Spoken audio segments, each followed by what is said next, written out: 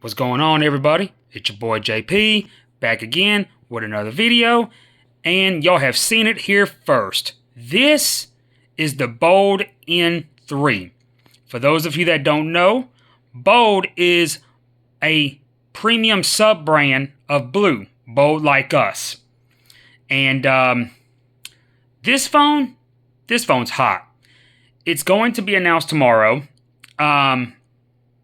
If you actually look for it, it's already available. It's been available for almost a week now. It's kind of hidden on Amazon, not so much now. The retail on it is $299, but BLU will probably have a fire deal on it tomorrow when they announce it in the morning.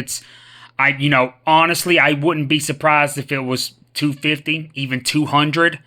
And then even when that first batch is gone, that's exclusive to that deal. Now again, I'm just guessing. This isn't set in stone. I'm just guessing at this point, but I really believe that even when that first batch is gone, like let's say it's like $200, then they'll probably end up keeping the price at $250, $275, $280, something like that. Even though they'll still say that, the MSRP is, $299, this is a limited time offer and it'll forever be, $250, $275, etc. But I do expect that first batch they do typically sell for even less than that. So I really wouldn't be surprised if that first batch goes for $200. So definitely be on the lookout. Honestly, guys, at $300, this phone is worth it. I'm not even gonna lie. At that MSRP, I'm not saying I would go and buy it right now. Not knowing how they do things, knowing how they're gonna drop it tomorrow, and it's gonna have a big sale. I would certainly hold off. But if you miss that sale, a week from now, 2 weeks, a month from now, something happens to your phone, you need one. I would absolutely spend that $300. If you don't end up catching this on sale. This phone is fantastic. If y'all actually look up the Realme 11 series, the Realme 11 and Realme 11 Pro, they just came out a couple months ago. This phone is almost just like that. Same specs, same processor. It kind of feels like we have a freaking Realme phone officially in the US. BLU is known for for selling rebadged phones from other markets. As opposed to actually, manufacturing their own. I don't think this is the case. I think actually that this is a rebranding of the General Mobile Phoenix 5G, which is available in the India market. Of course, there's if you actually look at their spec sheet, it has a little bit more than what this has. I pretty much got it confirmed that it is a rebranding, and that there's gonna probably be some things hidden within the menus and stuff like that. I don't know if y'all remember, but with the N2, BLU never advertised that phone, and they still don't advertise that phone as having a higher than standard refresh rate, meaning higher than 60 hertz, but it actually has a hidden 90 hertz mode that works just fine on the phone. Of course, this phone does officially support a higher refresh rate, 120, which I'll go over with the spec sheet here momentarily. But if you compare some of the things with the General Mobile Phoenix 5G, there's two things in particular that they advertise a little differently.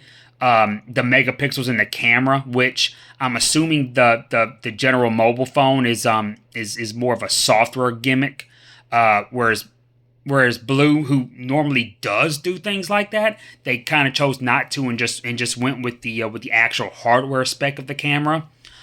Because the main camera here is a 50 megapixel, but the other brand will advertise it as 200 megapixels.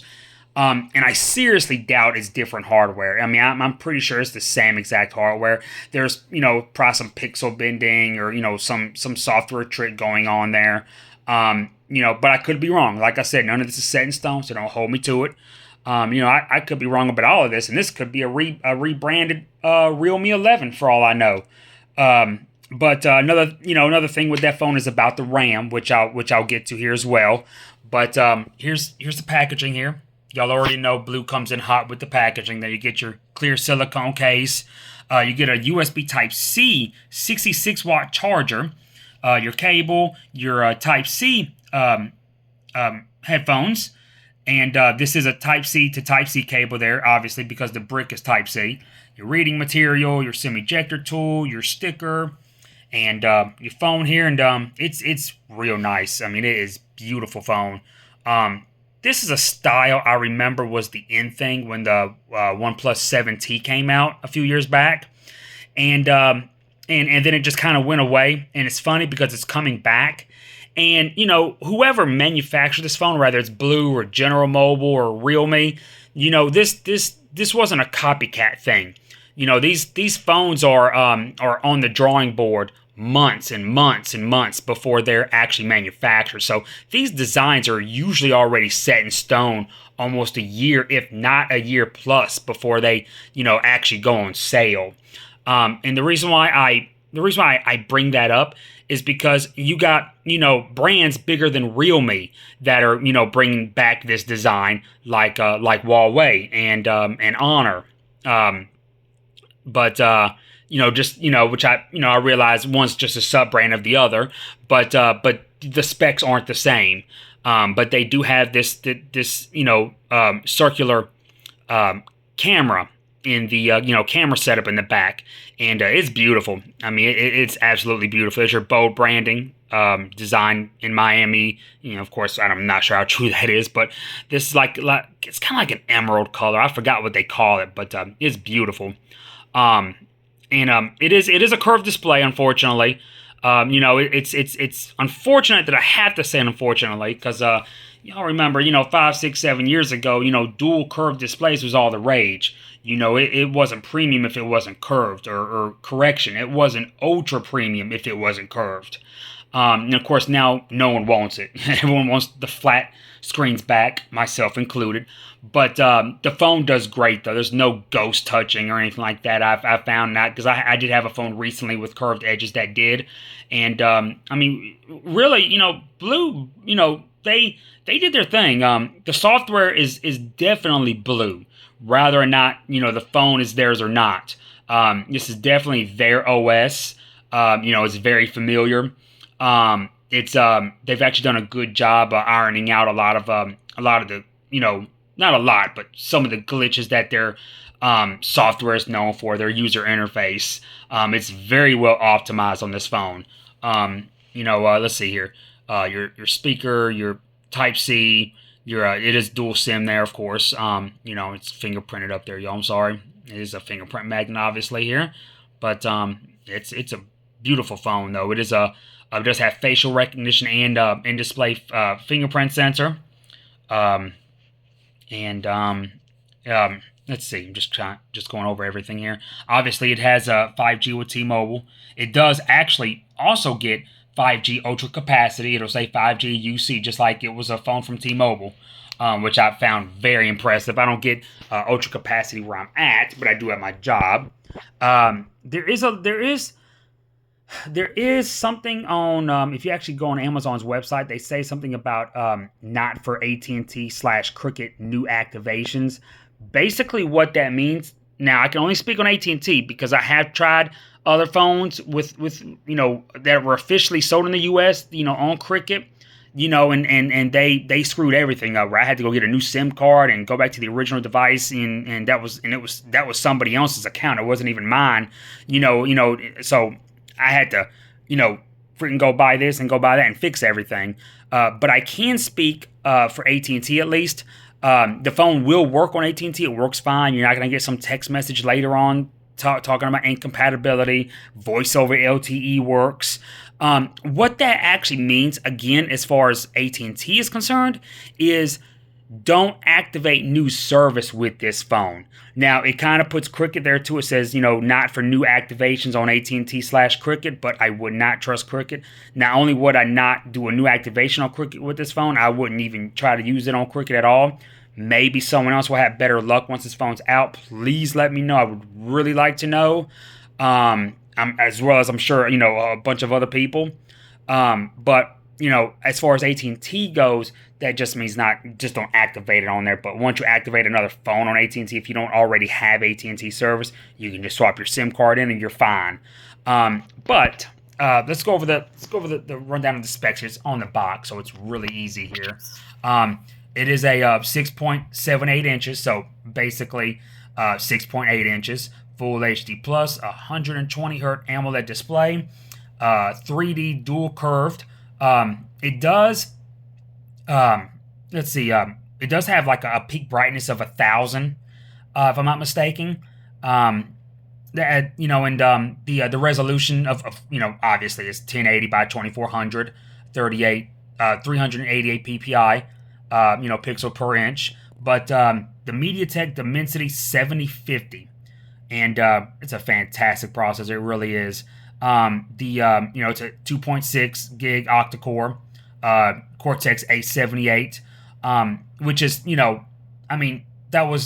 that's top of the line before you get into the Cortex A710s and A715s, and then the Cortex X series, like the X3 that we're at now with processors like the Snapdragon 8 Gen 2 and the Dimensity 9200.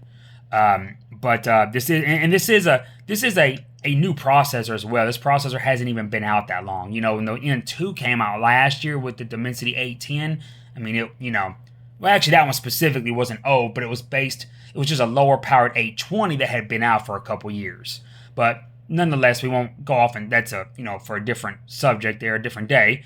But it does have 256 gigs internal, 8 gigs of RAM. The general mobile Phoenix variant of this phone that I mentioned earlier advertises 16 gigs because it has 8 gigs, and then it has that 8 gig of extended RAM, via software that I've talked about many times, and I know some people believe in it, some people don't. This phone, I don't think even has the option to extend the RAM, which is, they don't advertise it as such anyways, but I wouldn't be surprised if it was hidden in there somewhere. And if it's there, it's great for those that believe in it, and if not, it's no big deal. BLU didn't, it's not like they're telling you it has 16 gigs of RAM just for it to have 8 gigs of physical RAM and then 8 gigs of extended RAM. They're literally giving you the hardware spec, kind of like the camera, which I'm getting to here. It's a 50 megapixel HDR. It does have an 8 megapixel wide angle and a 2 megapixel macro and a 16 megapixel selfie. Of course, with electronic image stabilization, works really well actually. 4,700 milliamp battery with 66 watt Supermax charge. I like how everyone has their own name and they got their own Supermax. I've never heard them call fast charging. That's just funny that everyone has their own name for it, and even BLU came up with their own. Let me tell y'all something. This 4,700 milliamp battery, the battery life on this phone is fantastic, which is why I say that BLU has really, or Bold rather, has really optimized. They've really stepped their game up with their software. Battery life on this phone is fantastic. This thing lasts all day easily. I'm gone from the house for 9 hours. More like 9.5 or 10 hours really. And this thing, and I stay on it. Battery life has been fantastic. I've used it for 2 days, mind you. But moving right along here. Of course, I've already touched on the fingerprint sensor. I've skipped things that I've already touched on for the most part, obviously. But it does have NFC. A lot of BLU phones don't have NFC, as y'all know. Which, that's it's not just a BLU thing, because Motorola's bad about that too. So, before you pick on BLU, you got to pick on Motorola as well, unfortunately. And this does have, as of right now, this is going to change very shortly, but as of right now, this does have the latest Android 13. BLU, I'm sure, will announce tomorrow how many years or a year of software updates it'll get, along with security patches, etc., etc. I know they're not the best. I really wouldn't hold them to it, but at the price, I really wouldn't care, honestly. At the price, I wouldn't expect. I mean, I realize you want bang for your buck. You know, I get that. And you're getting it. I mean, you're getting it point blank. You know that Dimensity 750 is amazing. I mean, it's top notch. The benchmarks are great. Gaming's great. I've been able to use everything on extreme mode. All of my games, even the new Final Fantasy VII Ever Crisis, you know, a Honkai Star Rail. You know, it's great. It's great. Um, Again, you know, I'm gonna tell y'all honestly, in my personal experience, and this is probably also for another video if I ever chose to do it. But the only thing that MediaTek processors at this point can't do that Snapdragon chips can, you know, if we're talking about two evenly matched processors, two higher end ones at that, is, and this is something that most of y'all aren't even into, I can almost guarantee it, is Nintendo Switch emulation. Um, I mean, and it's not even that the MediaTek chipsets can't do it. They can, but the developers spend more time optimizing them for Snapdragon chips. And I get it. I get it. More people have them. You know, I mean, as far as stateside goes, I would think. But, you know, I don't know. I don't know, because MediaTek did take the crown in something a couple months ago, if I'm not mistaken. You know, as far as worldwide. But and you know, things like Yuzu actually do work on MediaTek chipsets. They, you know, Switch emulation is, you know, it works. There's videos you can watch. I mean, there are games that work. There's just not the compatibility just isn't there compared to Snapdragon chips. You know, and that's going to change with time. You know, more people that have MediaTek chipsets, the developers are going to notice that. The more that they're gonna start focusing on those and putting more time and effort and attention to that. I mean, you know, but that's just one aspect of a million different things. You know, and you know, honestly, the past 2 years, I would say, these higher end, Dimensity chips that are on par with 700 and 800 or 8 series Snapdragon chipsets. I mean, they do all of the same exact things. You know, I don't really get into the whole, source code not being released, et cetera, et cetera. You know, I don't even root, in jailbreak my Android phones and iPhones respectively. I haven't done that in like 10 years, I think. So I mean, I guess that kind of has something to do with compatibility, because because your Snapdragon phones do enable your Switch emulators to be able to switch out graphic drivers, and there's other emulators that do that too, like the Vita one. Whereas the MediaTek hardware, they don't let you do that, and I don't know if that's because the developers haven't enabled it yet, or if it's because of the closed source. That may play a factor, that may have something to do with it. But again, that's for another video.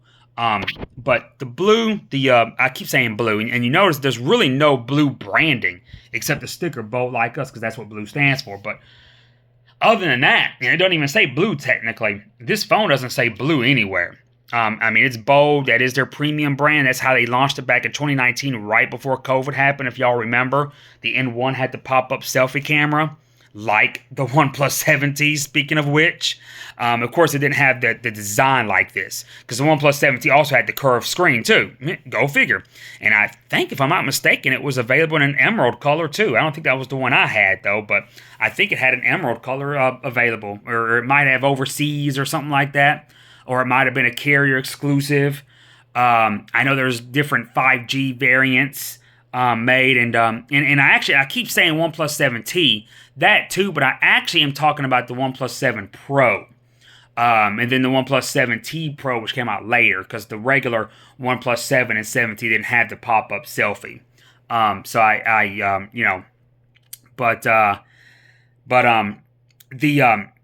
but the design is just, it's very reminiscent of that, and I'm not the only one that said that. There are a few things I've already read about this phone, even though no videos are out yet. But people seeing it on Amazon, even people that, because this design, because General Mobile, The Phoenix 5G, they released that like a month ago. So maybe a little, I think it was about a month ago, maybe two, maybe a month and a half, something like that. So, and if you go and read reviews of that phone, where, no one knows that was going to be the Bold N3 here in the US, but people were talking about how similar it was. And of course, I done got the models mixed up, so y'all would have to excuse me there. We are talking about phones that were, that came out back in 2019. Mind you, and a lot has happened since then. But anyways, y'all seen it here first. I hope y'all enjoyed this video. Sorry for the rambling there. Be on the lookout for the announcement tomorrow. It's, like I said, it's a great phone. It has worked great.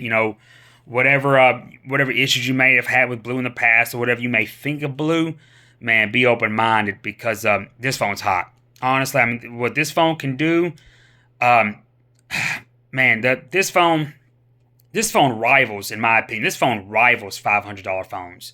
That may be a stretch to some people, so I'll tone it down some and say $400. Okay, but no matter which one you agree with, $300 is a steal, and I'm telling you, it's going to be less than that. After the fire sale that they're probably going to release it on tomorrow, it's probably going to go up a little bit after that first batch, but I doubt it would ever actually go for $300. But honestly, if it was me, it should. It's a fantastic phone. I love it.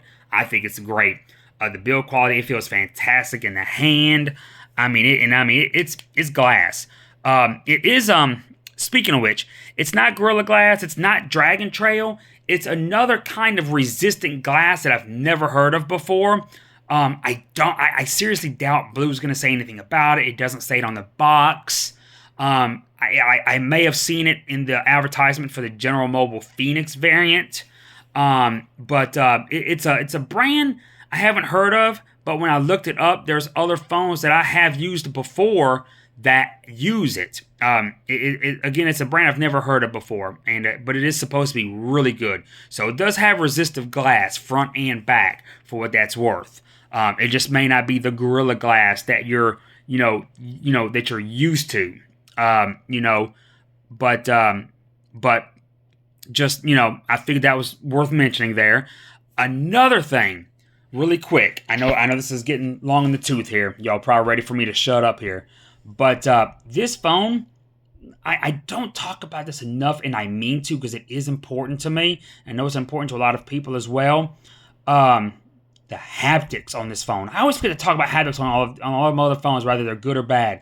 This phone, the haptics are the first thing I noticed when I first started using this phone. The haptics are freaking phenomenal on this phone.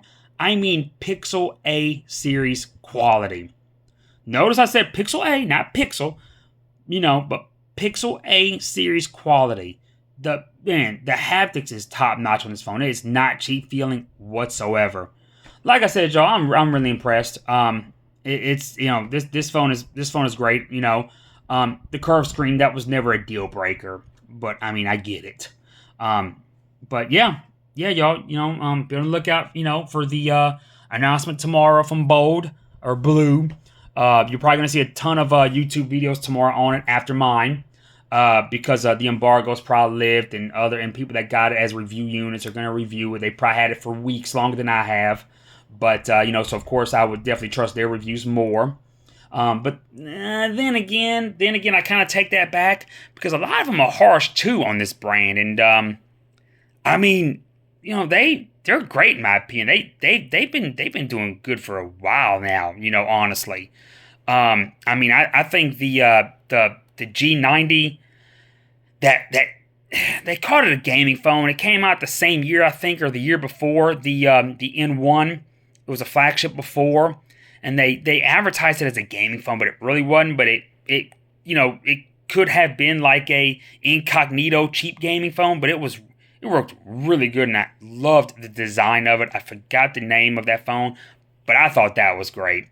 And I was there for all of their security issues and before that quality issues, etc. But everyone's been through that. Anyways, y'all, I'm gonna cut it here. I hope y'all enjoy this. Sorry for the rambling. Like I said, man, like I always say, check me out in the next video. Sorry for the stuttering there at the end there. All right, everybody, peace out.